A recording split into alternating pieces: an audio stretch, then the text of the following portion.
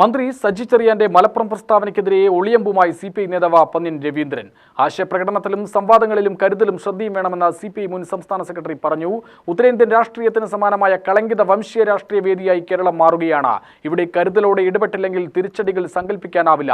തെരഞ്ഞെടുപ്പ് രാഷ്ട്രീയത്തിനപ്പുറം നാടിന്റെ ഐക്യവും മതേതരത്വവുമാണ് പരമപ്രധാനം. തദ്ദേശ തെരഞ്ഞെടുപ്പിൽ വിജയിച്ച സിപിഐ പ്രതിനിധികൾക്കുള്ള സ്വീകരണവും അനുമോദനവും ഉദ്ഘാടനം ചെയ്ത് സംസാരിക്കുകയായിരുന്നു പന്ന്യൻ രവീന്ദ്രൻ. തദ്ദേശ തെരഞ്ഞെടുപ്പിൽ LDFനുണ്ടായത് പ്രതീക്ഷിക്കാത്ത പരാജയമാണെന്നും അദ്ദേഹം പറഞ്ഞു. ജനപ്രതിനിധികളും രാഷ്ട്രീയ പ്രവർത്തകരും ജനസേവകരാണെന്ന നില മറന്നുപോകരുതെന്നും പന്ന്യൻ പറഞ്ഞു. ഏതെങ്കിലും പ്രചരണത്തിനോ എന്തെങ്കിലും സ്വാധീനത്തിനോ വഴങ്ങുന്നവരല്ല ജനങ്ങളെന്ന ബോധ്യം വേണം. അധികാരം ധിക്കാരത്തിനുള്ളതല്ല, ജനസേവനത്തിന്റെ ഉപകരണമാണെന്ന തിരിച്ചറിവ് വേണം. തദ്ദേശ തെരഞ്ഞെടുപ്പിലേറ്റ തിരിച്ചടി എല്ലാത്തിലും ചർച്ച ചെയ്യപ്പെടേണ്ടതാണ്.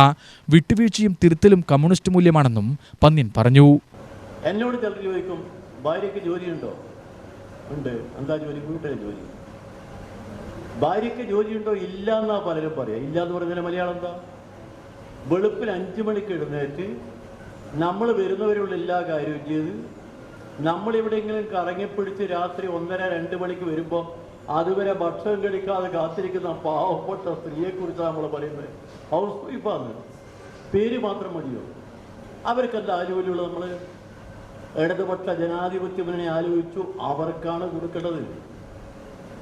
നമ്മളിപ്പോൾ തീരുമാനിച്ചത് 35 മുതൽ 60 വയസ്സ് വരെയുള്ള സ്ത്രീകളില്ലേ, 2 തരം കാർഡുകാർ. നിങ്ങളത് മനസ്സിലാക്കിക്കൊള്ളാം. പഞ്ചായത്ത് മെമ്പർമാർ 2 തരം കാർഡുകാരായ സ്ത്രീകൾക്ക് അവർക്ക് 1000 രൂപ കൊടുക്കും. നേരിട്ട് കൊടുക്കും 1000 രൂപ. അത് വെറുതെ തീരുമാനിച്ചല്ല. ഈ കൊടുക്കുന്ന കാശ് കോൺഗ്രസ് നേതാക്കന്മാർ പറയുമ്പോൾ കൈക്കൂലി കൊടുക്കാനില്ല. നമ്മുടെ നാട്ടിൻ്റെ പണമാണ്, നമ്മളെ പണമാണ് കൊടുക്കുന്നത്. അവരെ കരകതപ്പെട്ടതാണ്. Our house വൈഫാണോ? സത്യത്തിൽ അവരാണ് ഓവർലോഡ് ചെയ്യുന്ന സ്ത്രീകൾ. അവർ ഹൗസ് വൈഫ് എന്ന് പറഞ്ഞുകൊണ്ട് നമ്മൾ ആക്ഷേപിക്കുക അല്ലേ?